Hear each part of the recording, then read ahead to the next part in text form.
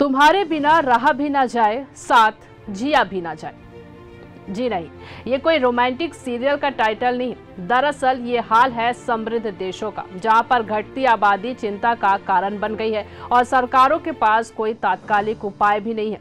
इन विदेशों में विभिन्न प्रकार के कौशल से परिपूर्ण युवा आबादी तो और भी कम होते जा रही है। हालात यहाँ तक पहुँच चुके हैं कि कई देशों को अब भारत जैसे अधिक आबादी वाले देशों का रुख करना पड़ रहा है कि यहाँ से कुशल और पेशेवर युवा कर्मी समृद्ध देशों में जाकर उनके यहाँ सेवा भी दे और पैसे भी कमाए।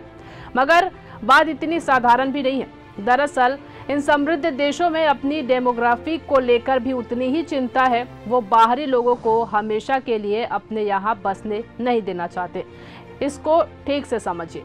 समृद्ध देशों में आबादी बढ़ने की रफ्तार धीमी होती जा रही है और इसके कई कारण हैं। उन्नत होती तकनीक का बढ़ता प्रभाव और परिवार को बनाए रख पाने की कम होती संभावना के चलते आबादी पर विपरीत असर पड़ रहा है।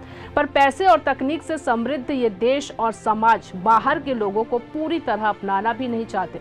यूरोप के कई देशों में तो घुसपैठ को लेकर शीर्ष स्तर के नेतृत्व भी भारी चिंता है और ये मुद्दा इतना बड़ा हो गया है कि वहां के चुनाव को प्रभावित करने लगा है।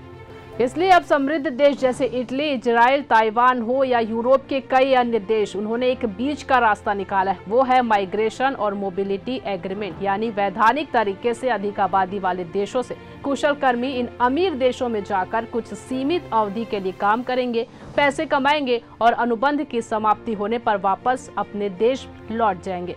तो आपकी जानकारी के लिए बता दें कि फिलहाल इजराइल भारत से अनेक प्रकार कुशल कर्मी मांग रहा है। इटली के साथ भी भारत का ऐसा ही समझौता हो चुका है, जिसे दोनों देशों की सरकारें अब लागू करेगी। तो ये था समृद्ध और संपन्न देशों की कुछ कठिनाइयों से आपको अवगत कराने का प्रयास। मैं आपके साथ ललिता चक्रधारी और ये खबर आपके लिए लिखी थी हमारे साथी दुर्गेश कुमार दुबे ने। आप इस विषय पर क्या सोचते हैं हमें कमेंट करके जरूर बताएं। लगातार खबरों से अपडेट रहने के लिए बने रहिए न्यूज़ फर्स्ट 21 पर। आपके हक की बात।